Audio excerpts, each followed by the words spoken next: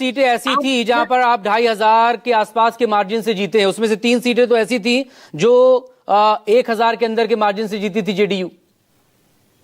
हाँ बिल्कुल मकसूद जी, उसमें एक सीट ऐसी भी थी इसमें जेडीयू मात्र 333 वोट से हार भी गई थी, मटियानी का सीट। बिल्कुल बिल्कुल। तो आप ये समझ लें कि जनादेश पब्लिक का जनादेश होता है, जनता का जनादेश होता है।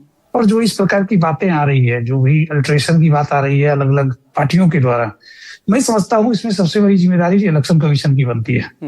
उन्हें आगे आकर इस तरह के तमाम अंदेशों को दूर करना चाहिए। जहां तक जनता दल यूनाइटेड का मानना है, हम लोग मानते हैं कि जनादेश स्पाइस एंड प्योर था, आज भी है।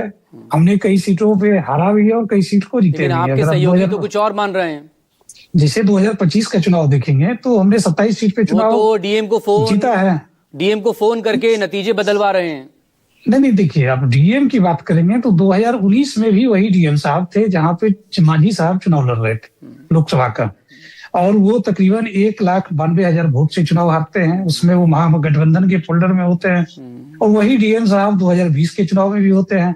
तो ये कह पाना अपनी सुविधा अनुसार कि उस समय डीएम ने मदद किया और 2019 में डीएम गलत थे, तो अगर आप पुराने रिकॉर्ड्स को देखेंगे तो शायद उस समय भी यही आरोप लगाया गया होगा कि स्थानीय प्रशासन ने गलत किया है। 2019 की बात करें तो ये सुविधा अनुसार तर्क गढ़े जा सकते हैं, लेकिन फैक्ट यही है कि जनादेश हमेशा से जनादेश होता है। अगर हम 27 वोट से हारे हैं, जहां पे 27 वोट से जहां पे जीते हैं, वहां भी जनादेश हमारे पक्ष में रहा है। और जहां हम लोग 30 वोट से हारे हैं, जैसे रामगढ़ की चुनाव की बात करें या आप जहानाबाद की चुनाव की बात करें, जहानाबाद में हम लोग महज 700 वोट से हारे हैं। तो क्या ये मान लेना कि जहानाबाद में डीएम ने गलत किया और भोजपुर में डीएम ने सही किया? तो ये सुविधा अनुसार जनता को समझाने के लिए हम कह सकते हैं, लेकिन ये सच नहीं।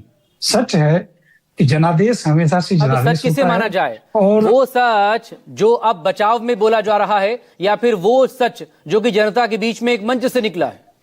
नहीं देखिए, सच वही है जो पब्लिक डोमेन में है। सच है कि लोगों ने जो चुनाव हारे हैं वो हारे हैं, जो जीते हैं जीते हैं। तो पब्लिक डोमेन में है ना उनका बयान भी। और हम समझते हैं कि सबसे बड़ा सच है कि उन्होंने क्या किया था, और इसमें सबसे बड़ा सच है कि चुनाव आयोग इन तमाम पहलुओं पर इस पर जांच होनी चाहिए कि नहीं होनी चाहिए, अपने पद से हट जाए और निष्पक्ष जांच करवा लें। डीएम की भी जांच हो जाए, 2020 में क्या हुआ था उसकी भी जांच हो जाए, और इस बयान की भी जांच हो जाए। क्या ये डॉक्टर्ड है, क्या इसमें कुछ एआई का कुछ हस्तक्षेप से इसको तोड़ा मरोड़ा गया है?